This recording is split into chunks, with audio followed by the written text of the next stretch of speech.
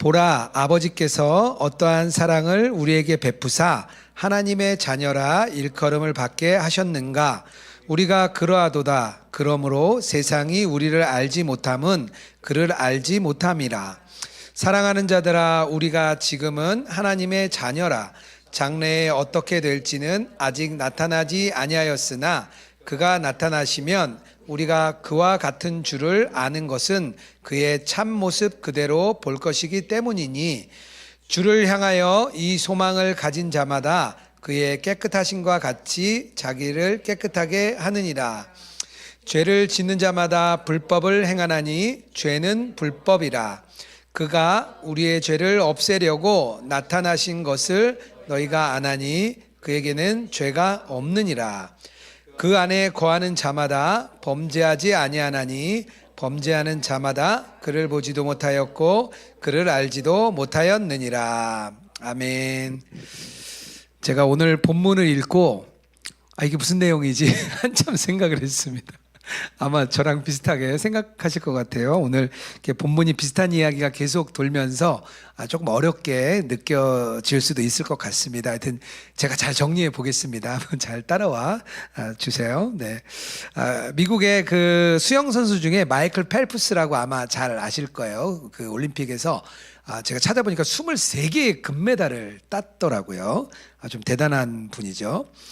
근데 그가 여러 인터뷰에서 자기가 우울증을 겪었대요. 올림픽이 끝나고 나서 자기가 뭔가 이렇게 목표점을 향해 달려가야 되는데 그게 끝나고 나니까 갑자기 굉장히 공허하고 우울했다고 그렇게 여러 인터뷰에 글들이 나오더라고요. 그런데 그 마이클 펠프스뿐만 아니라 많은 올림픽에 참여했던 선수들이 그렇대요. 이제 목표가 끝나고 나니까 갑자기 이제 허탈해지는 거죠. 그래서 이런 그 일종의 정체성의 위기 또 우울감 이런 것을 뭐라고 이야기하냐면 포스트 올림픽 블루스다 이렇게 표현을 하더라고요. 아예 이런 표현이 있습니다. 그러니까 올림픽을 마치고 나서 느끼게 되는 그런 마음들이죠. 그러니까 목표가 어느 정도 이루어지고 난 뒤에 사람들의 심리에 나타나는 그런 현상입니다. 제가 이 말씀을 드리는 이유는 우리 그리스도인들에게도 비슷한 게 있는 것 같아요. 이제 구원이라는 목표가 딱 이루어지고 나니까 뭔가 목표점이 사라지는 거죠.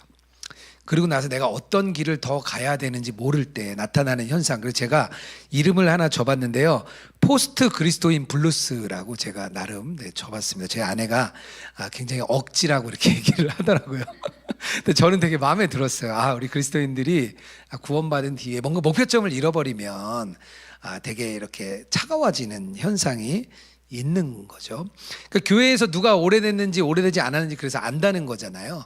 굉장히 뜨거운 사람은 오신 지 얼마 안 된 분이고 마음이 차가운 사람은 아주 오래된 신자다. 이것을 우리가 다 안다는 거죠. 그래서 저는 그리스도인은 그렇다면 어떤 목표를 가지고 계속해서 우리가 살아가야 되는지, 도대체 어떤 삶을 사는 게 그리스도인인지 그 목표점이 정확해야 우리들이 그 점을 향해서 걸어갈 수가 있거든요. 오늘 그 얘기를 나누려고 합니다. 이 요한 서신을 많은 학자들이 이렇게 얘기를 해요. 우리가 그리스도인인지 아닌지 점검하는 서신이라고 얘기합니다. 그리고 그 점검 차원에서 가장 중요한 문제, 가장 마지막에 중요한 문제가 뭐냐 하면 오늘 우리가 쭉 읽은 것처럼 죄를 짓지 않는다는 거예요. 아마 오늘 말씀을 듣고 마음에 찔림이 있는 사람도 굉장히 많으실 겁니다. 3장 6절, 3장 9절에 어떤 말씀이 있냐? 죄를 짓지 않는다는 거예요. 이 말씀 때문에 하여튼 신학적인 논쟁이 엄청 많았습니다. 특히 17세기, 이제 18세기에 영국의 새로운 부흥 운동을 일으켰던 웨슬레 목사님과 휘필드 목사님 두 분이 아주 같이 잘 나가다가 이 본문을 해석하는 문제로 갈라지기 시작했습니다. 그래서 두 분이 죽을 때까지 싸웠어요. 그리고 마지막에 돌아가실 때 화해를 합니다. 그리고 웨슬레 목사님은 뭐라고 얘기하냐? 휘필드 목사님과 나는 머리카락 하나 차이다. 그렇게 얘기를 해요. 그리고 휘필드 목사님은 웨슬리 목사님이 가장 위대한 목회자라고 이렇게 서로를 아주 이렇게 치켜 세워줬어요. 근데 그 평생 싸웠어요. 이 문제를 해석하는 것 때문에. 이 문제를 잘못 해석하면 율법주의로 빠져가지고요. 우리는 지킬 수 없어. 우리는 안 되나 봐, 이렇게 갈 수도 있고요.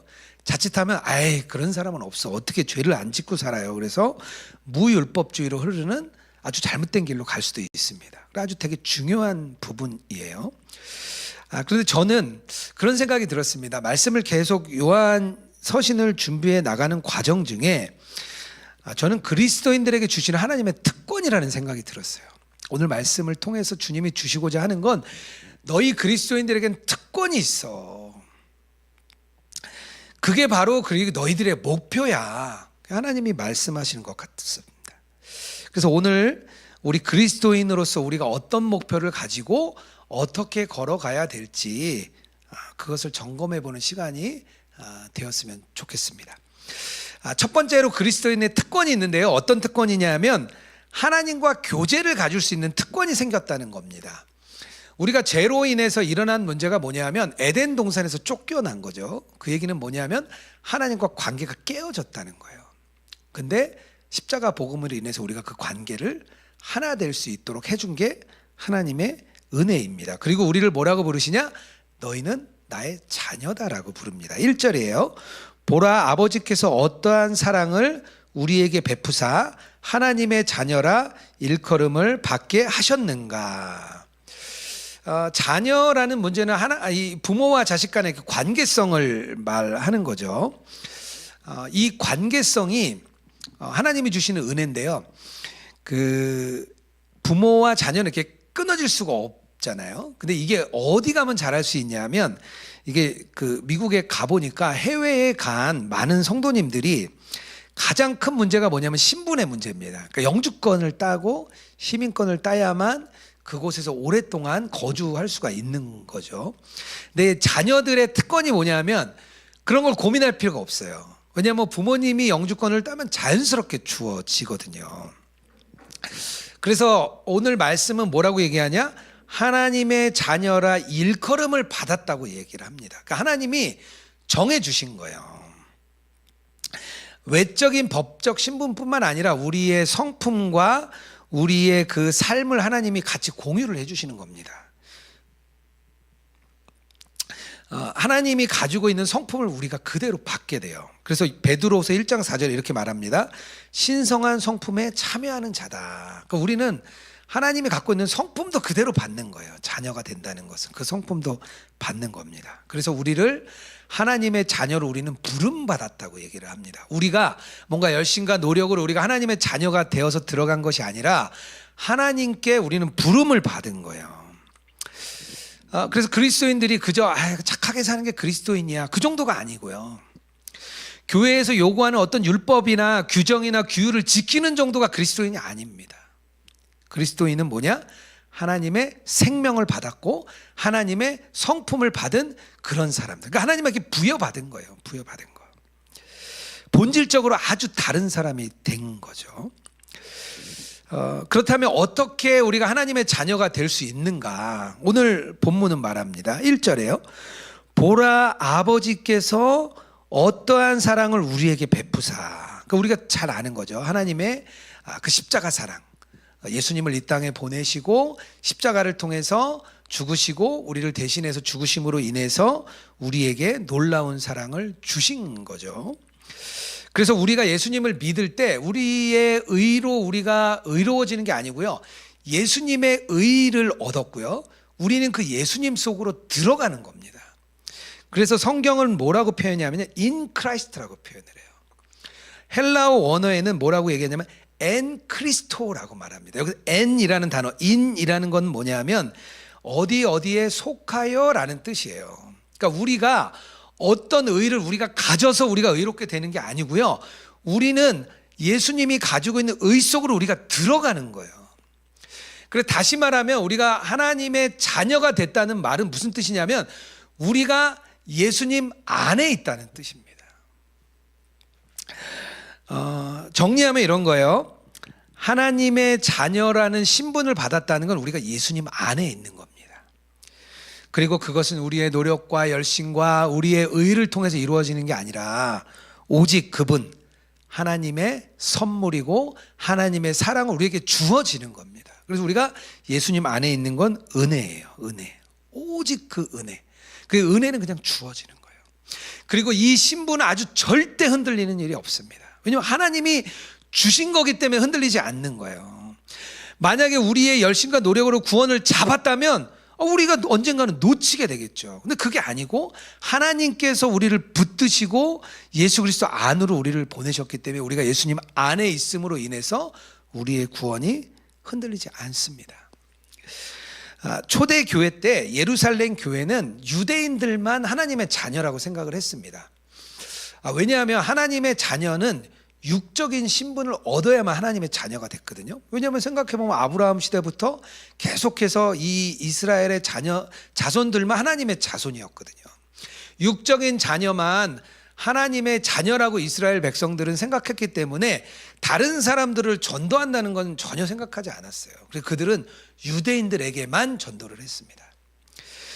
그랬다가 사도행전 10장에 고넬료라는 사건이 나옵니다. 이 고넬료의 집에 베드로가 찾아가게 되죠. 어느 날 베드로가 기도하고 있는데 하늘에서 어떤 보자기가 이렇게 내려오잖아요. 그리고 하나님이 그거 아주 부정한 동물들이 있는데 그걸 잡아먹으라고 그러죠. 3번이나. 그리고 나서 그 환상이 끝난 뒤에 고넬료의 하인들이 찾아옵니다. 그래서 이제 베드로가 그 고넬료의 집에 가는 거죠. 고넬료의 집에 가서 성령이 임하시고 그 고넬료에게도 하나님의 자녀가 되는 역사가 일어납니다. 그제서야 하나님의 자녀는 영적인 자녀도 하나님의 자녀라는 것을 이스라엘 교회, 그 이스라엘 백성들이 알게 되는 거예요. 그래서 그 초대교회의 복음이 유대인을 넘어서 가게 되고 지금 우리까지 오는 겁니다. 그 고넬료 사건 때문에 우리까지 오는 거예요. 그 복음이 확장된 거죠. 이민 목회를 하시는 김영복 목사님이라고 있습니다. 이제 그분의 책에서 이렇게 한 가정의 이야기를 이렇게 쓰셨어요. 이제 성탄절 전날인데 교회 이제 행사를 마치고 집에 돌아가는데 장로님에게 이제 전화가 오셨대요. 그 장로님이 자기 친구의 딸이 아주 젊은 자매님인데 2주 동안 혼수 상태에 있는데 지금 숨을 거둘 것 같다고 목사님 좀 와주실 수 있느냐 그렇게 얘기를 하셔가지고 집에 가는 길에 김영복 목사님이 그 병원으로 향했습니다. 근데 그 김영복 목사님에게 그 전화를 주셨던 그 장로님 친구분, 그 아픈 분의 아버지는 원래 이 장로님이 아주 평생 전도하려고 애를 쓰셨던 그런 분이시래요. 그런데 하나님은 없고 그런 신앙은 나는 부정한다. 그래서 평생 이렇게 예수님을 믿지 않으셨던 그런 분이셨습니다. 근데 딸의 죽음을 앞두고 이 아버지가 그래도 딸의 임종을 하기 전에 목사님에게 기도라도 받고 싶어서 장로인 이제 친구에게 부탁을 이제 한 거예요. 그래서 이제 이 목사님이 김영복 목사님 병원에 이제 도착을 했습니다. 그래서 이제 더 이상 이 딸에게 병원에 해줄 수 있는 게 없어서 이제 호수 같은 거를 다 제거하고 죽음을 맞이하는 순간이 됐습니다. 근데 이 김영복 목사님이 그 아주 희미하게 남아있는 그 자매를 향해서 귀에 대고 복음을 전해요. 그래도 들을 거라 생각하고 복음을 전합니다. 그리고 복음을 전하고 호수를 다 제거하는 그때 이 자매의 눈에서 한쪽에 눈물이 주르르 흐릅니다. 그리고 그 목사님은 그 일을 마치고 이제 돌아오셨어요. 그래서 목사님 마음에는 그 부모에게 교회에 나오라고 이렇게 말씀을 하고 싶으셨대요. 그런데 그 가서 잠깐 그 기도해 준 거 가지고 교회 나오라고 하면 너무 계산적으로 느껴질까 봐 말을 못 하셨대요. 근데 한 2주가 지나고 이 그 친구분, 그 장로님 친구분, 그 돌아가신 자매의 어머니 아버님이 교회에 이렇게 나오시게 됐습니다. 처음에는 이렇게 되게 고마워서 나오시는 줄 알았대요. 그래도 마지막 순간에 딸에게 기도해주는 그 목사님이 고마워서 나오신 줄 알았대요. 근데 몇 달이 지나고 그 아버지가 그런 고백을 하셨대요. 목사님이 그 딸의 이마에 손을 얹고 기도하는데 그 아버지의 눈에 그 목사님으로부터 그 딸에게 어떤 빛이 나가는 게 보여줬다는 거예요. 그리고 기도를 마친 순간 딸의 얼굴이 굉장히 환해지면서 밝아졌다는 거예요. 근데 이 목사님, 이 아버지가 교인이 아니시니까 이게 이 사람들이 말하는 하나님인가? 그렇게 생각이 드셨대요. 그래서 궁금해서 이제 교회를 나오신 거예요. 그래서 교회 나오셔서 세례도 받으시고 신앙생활을 하고 있다고 말씀을 하셨습니다. 저는 아마 하나님께서 정말 그 아버지의 눈을 열어서 좀 보여주셨다고 생각해요. 예수님을 믿을 수 있도록. 우리도 예수님을 믿고 하나님의 자녀로 입양이 되었습니다. 우리가 하나님의 자녀가 되었죠. 근데 이것은 다 선물이에요. 오늘 제가 나눈 이 아버지, 그 돌아가신 자매님의 아버지처럼 우리가 다 이걸 경험했습니다. 그러니까 다 여기 와 있는 거예요. 그런데 우리가 이 자녀된 특권을 우리가 잊고 삽니다. 주님과의 관계를 맺을 수 있는 특권이 생겼는데 그 인격적인 관계를 맺지 않는 거예요. 우리가 예수님 안에 있는 것을 잊고 삽니다. 우리가 예수님 안에 있다는 그 사실, 그 특권을 꼭 잊지 않으시는 우리 저와 여러분 되길 주님의 이름으로 축복합니다. 그리스도인이 가지는 두 번째 특권이 있는데요. 뭐냐면 이제는 그 하나님과 지속적인 관계를 맺을 수 있는 그런 동행의 기쁨을 우리가 누릴 수 있습니다. 6절이에요. 그 안에 거하는 자마다 범죄하지 아니하나니.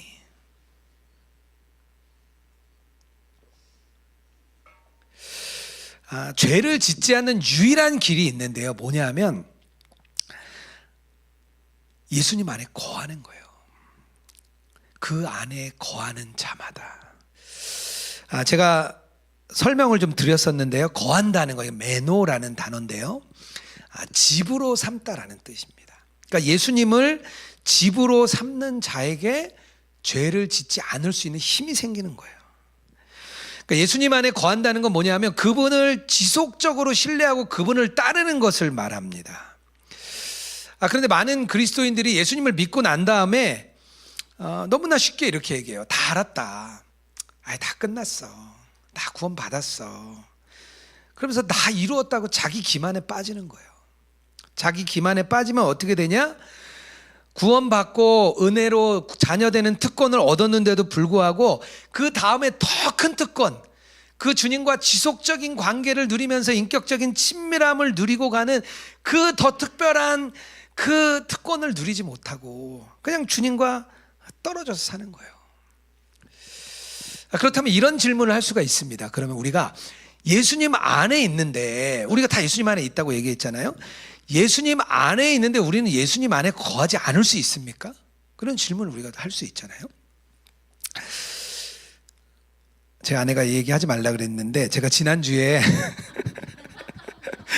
아내와 같이 미국에 있는 라이프처치라는 저희랑 비슷한 상황에 있는 그런 교회를 탐방을 다녀왔습니다. 이 라이프처치는 홀리바이블이라는 앱도 운영하고요, 또 오픈 네트워크라는 또 이렇게 컨텐츠를 무료로 나눠주는 그런 사역을 담당하는 교회입니다.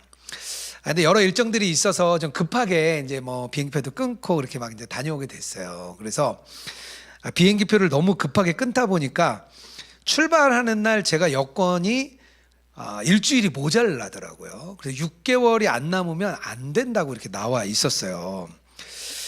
그래서 비자는 이렇게 여권은 다시 낼 것 같은데 비자를 다시 받는 게 또 오래 걸릴 것 같은 거예요. 그래서 발을 동동 굴렀는데 다행히 작년 11월에 새로운 법이 추가돼서 여권 기간만 남아 있으면 미국에 여행을 갈 수 있는 그 나라에 한국이 포함이 됐습니다. 그래서 너무 감사했죠. 하나님이 가게 하시나 보다 이렇게 생각하고 잘 갔습니다. 그래서 가서 이제 오클라호마 시티라는 아주 시골 마을에 이제 갔습니다. 그래서 차를 렌트해서 이제 출발하려고 하는데 갑자기 딱 잡혔어요. 왜 그런가 봤더니 제 한국 면허가 적성 검사 끝난 거예요. 작년 12월 31일로 적성 검사가 끝났습니다. 그래가지고 막 거기서 그때부터 제가 영어도 안 되고 멘탈이 나갔어요. 멘붕이 와가지고요, 막 1시간을 거기서 헤매다가 다행히 임시 국제 면허가 된다고 이제 고참이 와가지고 그걸 해줘가지고요, 제가 이제 잘 이제 나왔습니다. 그래서 이제 잘 차를 타고 호텔에 도착했는데요. 호텔에 도착했는데 제가 사진에서 굉장히 좋은 호텔이었는데 막상 가보니까 이렇게 호텔이 제가 본 것과는 너무 다르더라고요. 그러니까 일련의 사건이 이제 막 계속되면서 아내의 눈빛이 달라졌습니다. 그때부터 이제 제 말을 하나도 안 믿는 거예요. 그동안 제 아내가 저를 믿고 굉장히 신뢰하고 따라줬거든요. 근데 그때부터 제가 총기가 사라졌다고 계속 막 구박을 좀 이렇게 많이 당했습니다. 그러다가 둘이 관계가 아주 안 좋아졌어요, 저희가. 네, 지금은 좀 많이 회복했습니다. 네. 누군가를 꾸준히 신뢰하고 따르지 않으면 관계가 어려워져요. 제가 그 얘기를 하려는 거예요. 주님과 신뢰를 꾸준히 해나가지 않으면 주님과 관계가 나빠지는 거예요. 그러니까 예수님 안에 있는데 예수님 안에 거하지 않는 사람들, 그런 사람들에게 여러 가지 현상이 나타나요. 먼저 신앙이 약해지고 열매가 맺어지지 않습니다. 당연히 그렇죠. 우리가 포도나무고 우리는 가지니까 예수님 안에 붙어 있어야 열매가 맺혀지는데 예수님으로부터 멀어지니까 당연히 열매도 맺어지지 않고 기쁨도 없어지고 감사도 없어지고 점점점 그렇게 갈 수밖에 없습니다. 영적인 능력을 완전히 잃어버리는 거죠. 그리고 또 어떻게 되냐면 세상의 가치에 쉽게 흔들립니다. 세상이 너무 크거든요. 세상 좋아 보이거든요. 그러니까 그쪽으로 가는 거예요. 주님은 작아지고 세상이 더 커 보이는 거죠. 그러면 말씀대로 사는 게 아니고 세상 방식대로 살아가게 됩니다. 예수님 안에 거하지 않는 사람의 특징이에요. 마지막으로 이 믿음이 막 흔들려요. 그러면 어떻게 되냐? 불안과 두려움이 찾아옵니다. 요즘 세상은요, 불안을 주는 사회라고 말합니다. 최근에 또 책이 하나 나왔더라고요. 한병수 교수님, 피로사회라는 책을 썼던 한병수 교수님이 불안시대라는 또 책을 썼어요. 읽어보니까 이 시대는 불안을 주는 그런 시대예요. 불안에 흔들리기 시작하면 어떻게 되냐? 두려움으로 갑니다. 그러면 우리는 그냥 막 휘둘리는 거예요, 세상에. 이게 예수님 안에 거하지 않는 사람들의 특징이에요. 그리고 결국 어떻게 되죠? 죄 가운데 거하는 거예요. 결론은 6절이에요. 그 안에 거하는 자마다 범죄하지 아니하나니 범죄하는 자마다 그를 보지도 못하였고 그를 알지도 못하였느니라. 주님을 모른다는 거예요. 예수님 안에 거하지 않으니까 주님 안에 있는 사람이 그 예수님을 알지 못하는 겁니다. 예수님 안에 거하지 않으면 신앙은 약해져요. 세상에 태업하게 됩니다. 막 흔들려요. 우리가 그리스도인들이 그런 사람들이 있어요. 그런 사람들 왜 그러냐? 예수님 안에 거하지 않는 거예요. 그리스도의 자녀인데도 불구하고 거하지 않는 거예요. 그러니까 그런 분들 이렇게 욕하지 말고요. 그냥 안타까워해야 돼요. 그런 사람들을. 주님이 뭐라고 얘기하시냐? 지속적으로 내 안에 거하라. 이렇게 말씀하십니다. 우리가 예수님 안에 있는 존재가 되는 것은 은혜라면요, 우리가 예수님 안에 꾸준히 거하는 것은 우리의 순종과 우리의 결단이 필요합니다. 요한일서 3장 9절입니다. 하나님께로 난 자마다 죄를 짓지 아니하나니 이는 하나님의 씨가 그 속에 거함이요 그도 범죄하지 못하는 것은 하나님께로 났음이라. 근데 여기에 특별한 이 단어가 하나 나오는데요. 하나님의 씨라는 단어가 나옵니다. 이 뜻은 뭐냐면 씨라는 것은요, 우리가 심자마자 꽃이 피고 열매가 나지 않거든요. 심어놓고 시간이 필요해서 어느 정도 시간이 흘러야만 나무가 자라고 꽃이 피고 열매를 맺게 됩니다. 이게 하나님의 방법이에요. 그러니까 예수님 안에 거하는 것은 단기간에 되는 게 아니고요, 많은 시간이 필요합니다. 많은 기간이 걸려요. 그리고 또 우리가 많은 시간을 들여야 됩니다. 예수님 믿은 지 오래됐지만 우리가 주님께 내 시간을 드리지 않으면 결국 시간만 지나도 열매를 맺지 못해요. 하나님의 씨가 자라지 못합니다. 그러니까 예수님 안에 거하는 것은 하나님의 씨가 심기어졌고요, 그것이 계속해서 자라도록 우리가 순종하고 우리의 결단을 계속해서 주님께 드리는 게 필요합니다. 예수님을 믿고 법적인 어린아이가 되잖아요. 그 다음부터 우리는 성장해 나가는 거예요. 디모데라는 사도 바울의 훌륭한 제자가 있습니다. 근데 디모데가 굉장히 나이가 어렸어요. 그런데 디모데를 이 사도 바울이 어디에 보내냐? 에베소 교회에 보냅니다.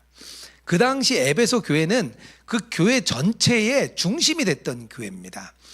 교회의 중심이 예루살렘 교회에서 안디옥으로 넘어갔다가 에베소 교회로 옵니다. 지금으로 따지면 가장 영향력 있는 교회가 에베소 교회였어요.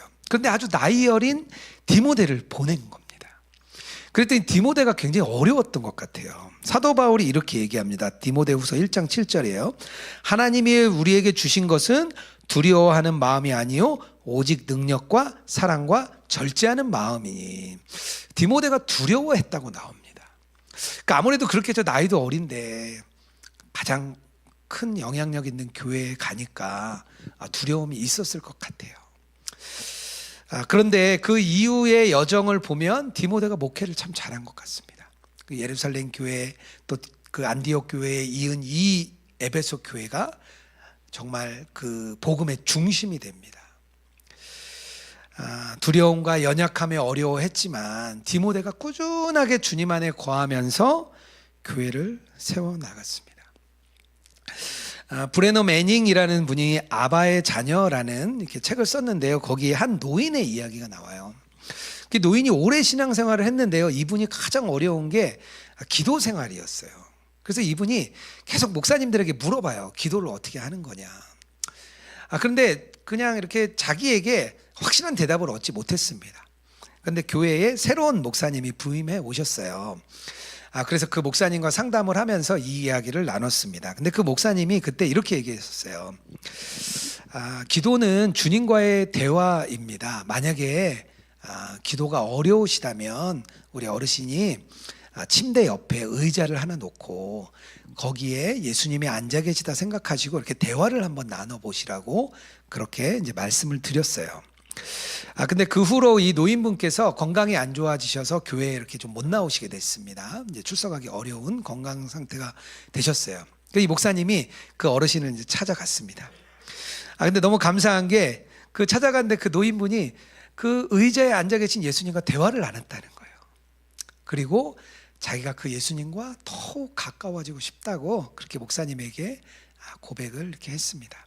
그리고 나서 그 따님에게 나중에 전화가 왔어요. 아버지가 임종을 했는데 임종 예배 또 장례를 치러달라고 부탁을 했습니다. 그래서 이 목사님이 가셨는데 이 노인분의 마지막 모습이 너무 특별했어요. 그분의 머리가 그 의자에 있었어요. 그러니까 이 노인께서 마지막에 그 예수님을 가까이 하고 싶었던 거예요. 그리고 그 예수님의 무릎 위에 자기의 머리를 얹고 죽음을 맞이하고 싶었습니다. 그렇게 죽음을 맞이하셨어요. 이런 모습이 예수님 안에 거하는 사람입니다. 죄를 짓지 않는다. 우리의 힘과 노력으로 되는 일이 아닙니다. 오직 우리가 예수님 안에 거할 때, 우리가 예수님 안에 거하고 싶은 그 갈망, 그 갈망이 우리에게 올라나올 때 그때 되는 거예요. 예수님 안에 거하는 삶은 주님의 음성에 아주 민감하게 반응하는 삶입니다. 이렇게 예배하고요, 이렇게 공동체 안에 있는 게 예수님 안에 거하는 삶입니다. 지속적으로 주님과 기도하는 삶이 또 예수님 안에 거하는 삶입니다. 여러분의 신앙의 목표는 무엇입니까? 무엇 때문에 예수님을 믿고 또 그리스도인이 되었고 신앙생활을 하십니까? 주님이 오늘 우리에게 물으시는 질문입니다. 우리가 예수님 안에 있는 것, 또 예수님 안에 거하는 것 우리의 특권입니다. 그 특권이 우리 신앙의 목표가 되시기를 주님의 이름으로 축복합니다. 우리 같이 좀 찬양했으면 좋겠는데요. 이것이 영원한 삶이라는 찬양인데요. 우리가 오늘 나누었던 말씀과 너무 잘 맞는 찬양인 것 같습니다. 우리 이 찬양을 주님께 올려드리고 또 찬양하면서 우리의 예물도 주님께 올려드리는 그런 시간 갖도록 하겠습니다. 우리 함께 찬양하겠습니다.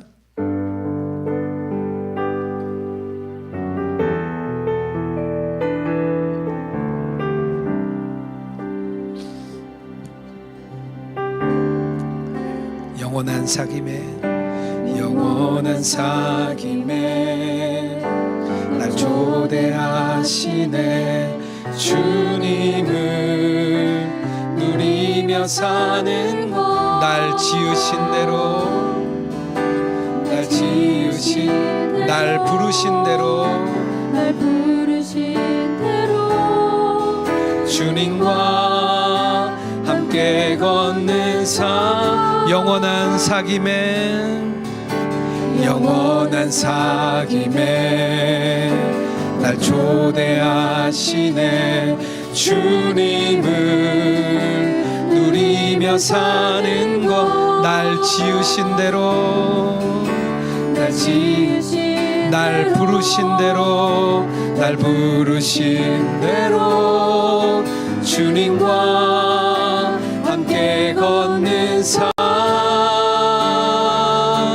이것이 영원한 삶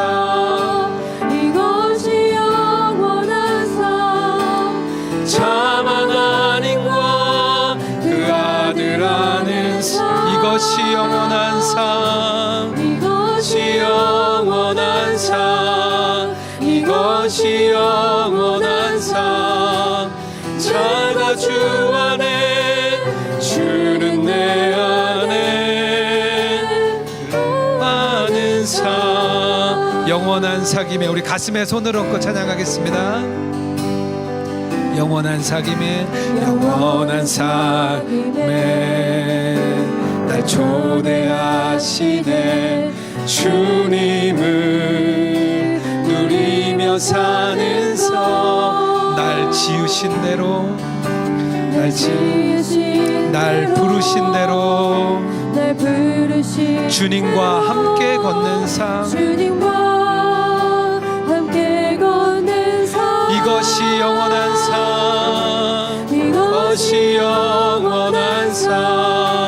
이것이 영원한 삶 참 하나님과 그 아들 아는 삶 이것이 영원한 삶 이것이 내가 주 안에 주는 내 안에 내가 주 안에 주는 내 안에 이것이 영원한 삶 이것이 영원한 삶 이것이 영원한 삶 하나님과 그 아들 아는 이것이 영원한 삶 이것이 영원한 삶 이것이 내가 주 안에 주는 내 안에 주는 내 이것이 영원한 삶 이것이 영원한 삶 이것이 영원한 삶 참 하나님과 그 아들 아는 삶 이것이 영원한 삶 이것이 영원한 삶 내가 주 안에 주는 내 안에 늘 거하는 삶 우리가 이 시간 깊은 기도로 들어가기 원합니다. 우리가 주님과 교제할 수 있는 특권을 받았습니다. 우리는 하나님의 자녀 있습니다. 우리가 예수님 안에 있습니다. 그 특권을 놓치지 않으시길 바랍니다. 그리고 더 특권이 있다면 그 예수님 안에 있을 뿐만 아니라 지속적으로 예수님 안에 거하는 삶을 우리가 살 수 있습니다. 이것이 그리스도인의 목표요 그리스도인의 신앙입니다.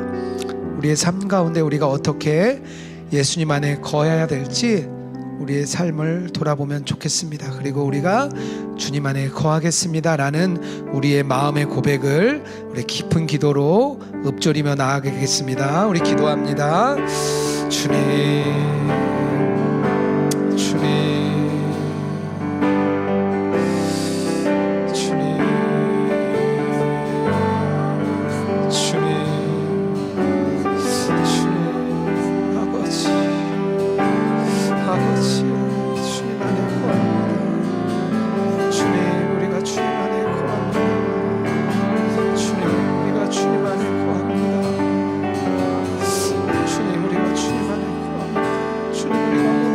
주님 안에